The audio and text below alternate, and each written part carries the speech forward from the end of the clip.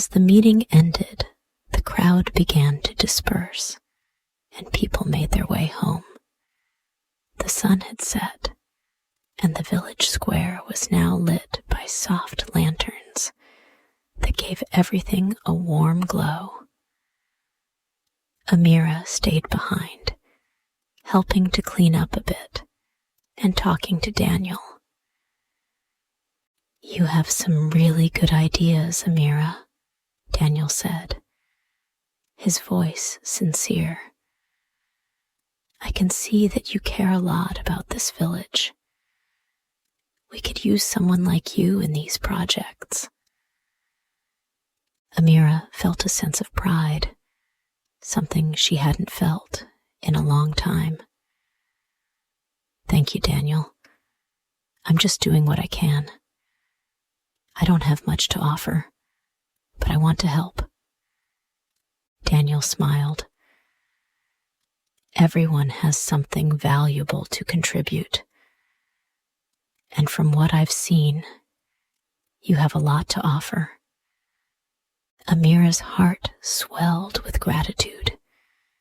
She had never felt so appreciated, especially not by someone like Daniel. His kindness made her feel like she wasn't invisible, like she had something important to bring to the table. As the conversation continued, Amira found herself growing more comfortable around him. And for the first time in a long time, she allowed herself to believe that maybe, just maybe, things could change for her. As they walked toward the edge of the village, where the road led back to her house, Amira couldn't help but feel a sense of hope stirring inside her. Daniel offered to walk her home, and as they walked together, their conversation turned to lighter topics. They talked about the village, their hopes for the future, and the possibility of working together more in the coming months.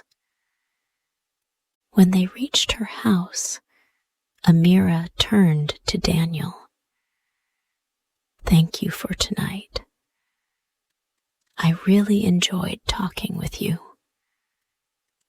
"I enjoyed it too," Daniel said with a smile. "I hope to see you again soon." Amira nodded, feeling a warmth in her chest.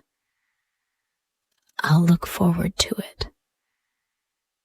As she entered the house, Amira's heart was lighter than it had been in a long time. For the first time, she felt like she was a part of something bigger, something meaningful. The future, though still uncertain, suddenly seemed full of possibilities. In the days that followed, Amira's life slowly began to change. She continued her work at home, but now there was a sense of purpose in her daily chores. She knew that she wasn't just working for nothing. Her efforts could help the village, and that was something she could be proud of. Daniel continued to visit her, and over time, they developed a strong friendship. They worked together on small projects, improving the village's infrastructure and helping to organize the local markets. Amira found that she enjoyed these projects, and Daniel's positive attitude made everything seem easier. But her relationship with her stepmother and stepsisters remained the same. Mrs. Harriet continued to treat Amira as little more than a servant, never acknowledging her hard work or her new sense of purpose. Lucy and Tara, too, showed no interest in Amira's new life. They were still focused on their own needs and desires. Despite the challenges at home, Amira felt herself growing stronger.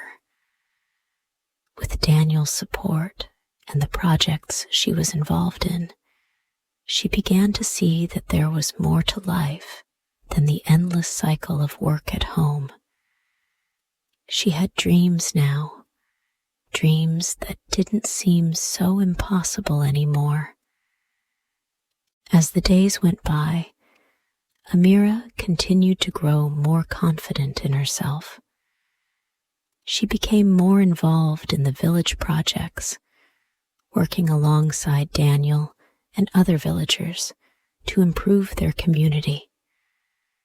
She was starting to feel that she was part of something important, and for the first time, her life felt meaningful.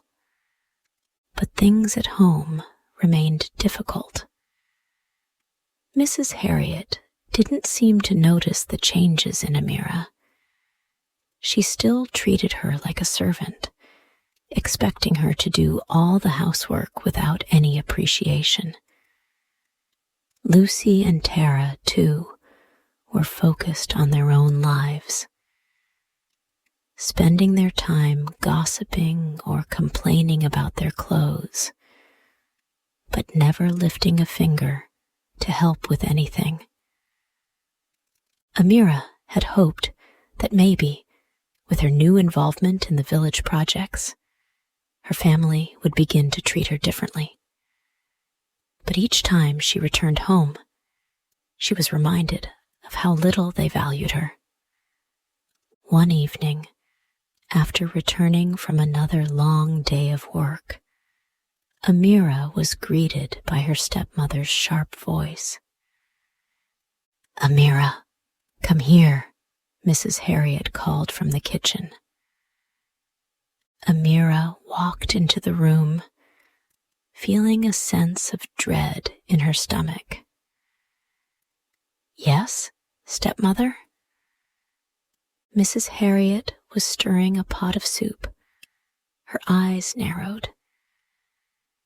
"I don't understand why you're spending so much time with those people from the village.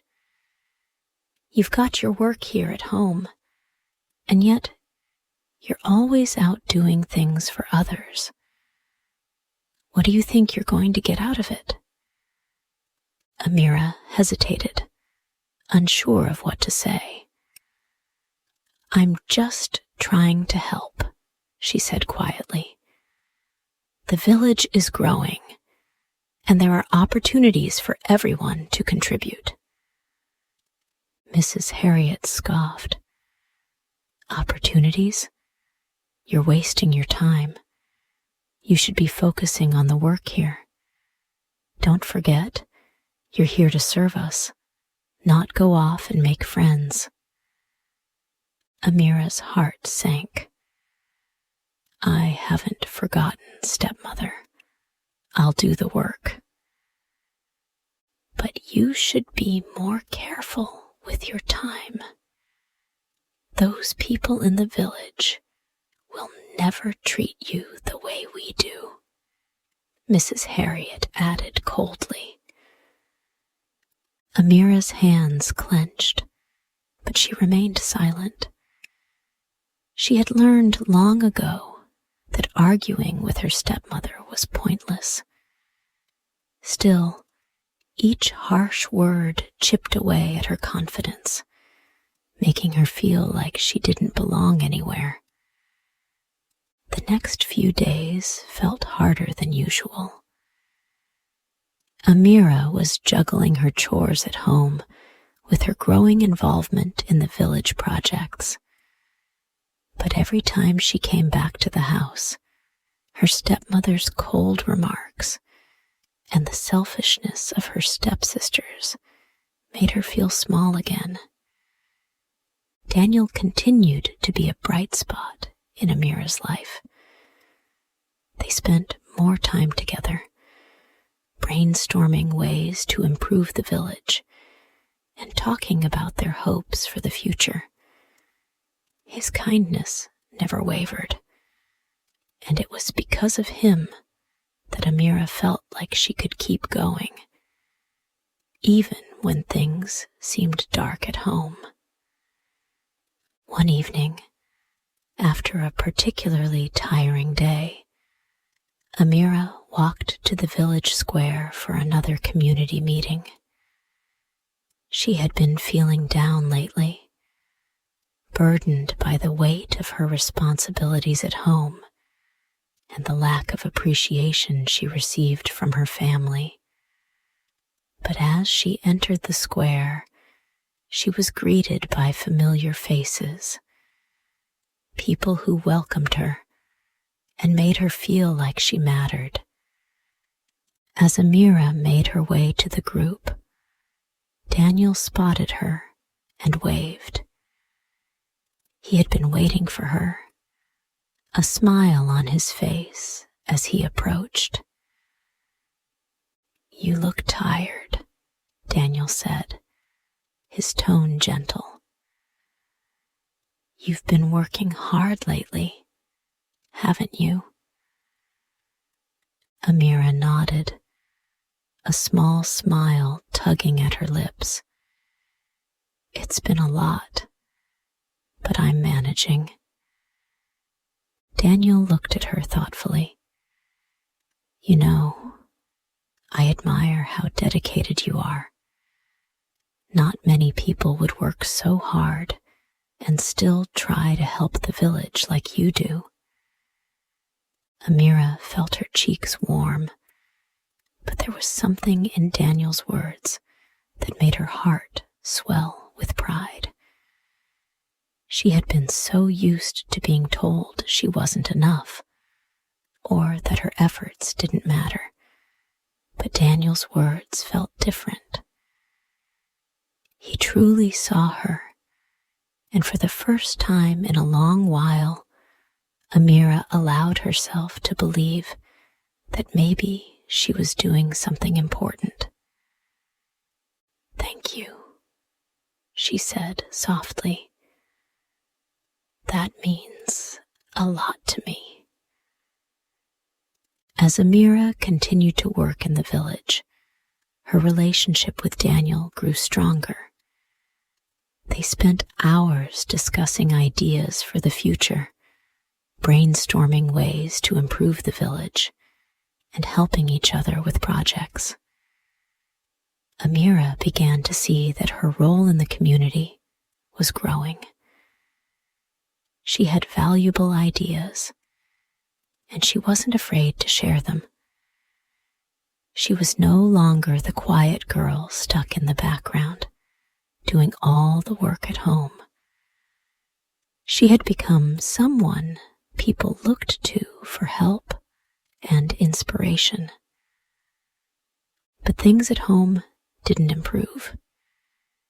Mrs. Harriet's harsh treatment of Amira continued, and Lucy and Tara's selfishness was unchanging.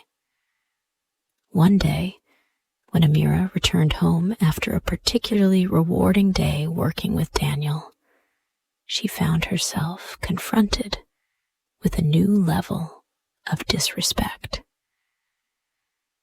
"Amira, why are you so late?" Mrs. Harriet demanded as Amira entered the house. "I was helping with a project in the village," Amira replied calmly, though she could feel the tension rising in her chest. Mrs. Harriet narrowed her eyes. "You're always helping others, but never helping us. Your father works hard to provide for this family, and this is how you repay him." Amira's hands trembled, but she kept her voice steady. "I don't mean to disrespect anyone. I just want to help the village.